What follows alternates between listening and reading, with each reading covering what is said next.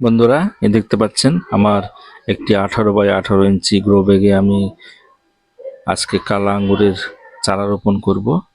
সেই জন্য সম্পূর্ণ ভিডিওটি দেখুন, দেখলে পরে বুঝতে পারবেন, স্কিপ করলে বুঝবেন না।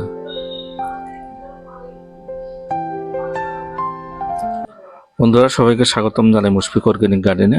আমার চ্যানেলটি যদি সাবস্ক্রাইব না করে থাকুন, প্লিজ সাবস্ক্রাইব করুন। নোটিফিকেশনের জন্য বেল আইকনটি অবশ্যই প্রেস করুন। বন্ধুরা, আপনারা কিছুক্ষণ আগে দেখে নিয়েছেন যে আমি আমার গ্রো ব্যাগটিতে 1 কড়াই বালি দিয়েছি, 1 ইঞ্চি লেয়ার করে নিয়েছি নিচে ড্রেনেজ সিস্টেমটি ভালো করার জন্য। তারপর আমি 1 কড়াই বা 1 ভাগ সিটি কম্পোস্ট সার নিয়েছি, তার উপরে আমি নিয়েছি 1 কড়াই আমার গার্ডেনের মাটি, তারপর নিয়ে নিলাম 1 কড়াই বালি বা 1 ভাগ। তো এইভাবে 1 ভাগ 1 ভাগ করে নেবেন, আপনারাও 3 ভাগ 3টা নেবেন। আপনারা বালির পরিবর্তে কোকোপিট নিতে পারেন গ্রো ব্যাগ বা টবের জন্য, মাটি তৈরি করার জন্য সার মাটি। তো এখন আমি এগুলো সব মিশিয়ে নেব। তো বন্ধুরা, আমার ভিডিওটি যদি ভালো লাগে একটা লাইক দিয়ে কমেন্ট দেবেন, তারপর সাথে থাকবেন, সম্পূর্ণ ভিডিওটি দেখুন, দেখলে পরে বুঝতে পারবেন। বন্ধুরা, স্কিপ করলে কিছু বুঝতে পারবেন না। তো বন্ধুরা, আমার সার মাটি তৈরি করা হয়ে গেল। আমি এই 18x18 ইঞ্চি গ্রো ব্যাগে আজকে আমি কালো আঙ্গুরের চারা রোপণ করব, যেটি আমি কলকাতা থেকে নিয়ে এসেছি। তো আমি দেখতে পাচ্ছেন এখন এই গ্রো ব্যাগটিতে, যেখানে আমি নিচে 1 ইঞ্চি বালির লেয়ার দিয়েছিলাম, তার উপরে আমার এই সার মাটিগুলো আমি দিয়ে দিতেছি। তো এইভাবে আমি সম্পূর্ণ গ্রো ব্যাগটি এই সার মাটি দ্বারা ভর্তি করে দেব। মোটামুটি 2 ইঞ্চির মতো খালি রাখবো। তো বন্ধুরা, আমি আমার চারাগুলো সবসময় বড় গ্রো ব্যাগ বা বড় টবে রোপণ করি। তো আপনারাও এভাবে বড় গ্রো ব্যাগে বা বড় টবে রোপণ করতে পারেন, কোনো সমস্যা নেই বা কোনো অসুবিধা হবে না। দেখতে পাচ্ছেন 2 ইঞ্চির মতো উপরে খালি রেখেছি আমি। তো বন্ধুরা, আপনারাও এভাবে রোপণ করবেন বড় গ্রো ব্যাগে বা টবে, কারণ আমাদের প্রথম ছোট, তারপর বড়, এভাবে কোনো করার বাধা ধরার নিয়ম নেই, করার দরকার নেই। আর যদি আমরা প্রথমে ছোট টবে বা গ্রো ব্যাগে রোপণ করি, তারপর আবার বড়তে করতে গেলে আমাদেরকে রিপোর্টিং করতে গেলে গাছের অনেক ক্ষতি হয়। সেই জন্য আমরা ডাইরেক্টলি একবারে বড় গ্রো ব্যাগে অথবা টবে চারা রোপণ করতে পারি। আর এই গ্রো ব্যাগগুলো আপনার 10 বছরের মতো লাস্টিং হবে। তো আমরা 10 বছর এভাবে এই গাছটি এই গ্রো ব্যাগে থাকতে পারবে, আর আমাদের রিপোর্টিং করার কোনো সমস্যা থাকবে না। বন্ধুরা, এভাবে আপনারাও করতে পারেন।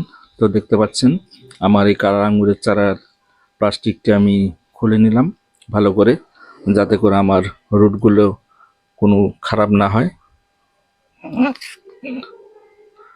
এভাবে আপনারাও সতর্কভাবে গাছের বা চারার প্লাস্টিকগুলো ভালোভাবে খুলে নেবেন। তারপর আমি ঠিক মাঝখানে একটি গর্ত খুঁড়ে নিয়ে নিলাম। সেই গর্ততে আমি চারাটি রোপণ করব। দেখতে পাচ্ছেন বন্ধুরা, এভাবে আপনারাও রোপণ করতে পারেন। আর আমি আমার চারাগুলো রোপণ করার সময় অন্য কোনো সার প্রয়োগ করি না, শুধুমাত্র সিটি কম্পোস্ট বা ভার্মি কম্পোস্ট বা গোবর সার, এই সমস্ত সারই ব্যবহার করি। তো বন্ধুরা, চারা রোপণের সময় এই সমস্ত সার আপনারা ব্যবহার করবেন। সার মাটি তৈরি করার জন্য অন্য কোনো সার ব্যবহার করবেন না, কারণ আমাদের চারাগুলো অনেক ছোট থাকে, সেনসিটিভ। তো সেই জন্য আমরা কম সার প্রয়োগ করব।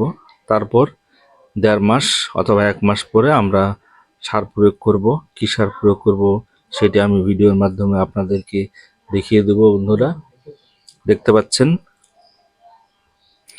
আমি এখন নিতেছি humic acid and fulvic acid 90। এটি একটা ম্যাজিক সার, এর নাম রেখেছি ম্যাজিক সার, কারণ এটি শিকড়ের ক্ষমতাকে বাড়ায়, গাছের ক্ষমতাকে বাড়ায়। আমাদের শিকড়গুলো মজবুত করে, নতুন শিকড় জন্মানোর সাহায্য করে, শিকড় যাতে দ্রুত গতিতে পুষ্টি নিতে পারে গাছের বৃদ্ধির জন্য, সেই ব্যবস্থা এই হিউমিক অ্যাসিড অ্যান্ড ফ্লুভিক অ্যাসিড করে। তো বন্ধুরা, এইভাবে আপনারাও গাছে এই হিউমিক অ্যাসিড অ্যান্ড ফ্লুভিক অ্যাসিড চারা রোপণের সময় ব্যবহার করবেন। দেখতে পারবেন আপনাদের গাছগুলো খুব দ্রুত গতিতে বেরিয়ে উঠবে এবং অনেক সুন্দর হবে। তারপর আমি হাত দিয়ে চেপে নিচ্ছি চারপাশের মাটিগুলো। এভাবে আপনারাও চেপে দিবেন যাতে করে মাটির ভেতরে কোনো ফাঁকা না থাকে। ফাঁকা থাকলে হাওয়া ঢুকবে, হাওয়ায় ফাঙ্গাসের সৃষ্টি হবে এবং গাছের ক্ষতি হবে। তো বন্ধুরা, এভাবে আমি পর্যাপ্ত পরিমাণে আজকে জল দিয়ে দেব। তো চারা রোপণের সময় আপনারাও পর্যাপ্ত পরিমাণে জল ব্যবহার করবেন। তারপর আমাদেরকে জলের নিয়ন্ত্রণ করতে হবে, কারণ তখন আর বেশি জল ব্যবহার করব না। শুধুমাত্র যখন দেখব যে আমাদের গাছের গোড়ার মাটিগুলো শুকিয়ে যায় উপরের দিকটা, তখন একটু করে জল ব্যবহার করব। বন্ধুরা, এইভাবে আপনারাও গ্রো ব্যাগে চারা রোপণ করবেন। আমার ভিডিওটি কেমন লাগলো কমেন্টসে জানাবেন। সবাইকে ধন্যবাদ।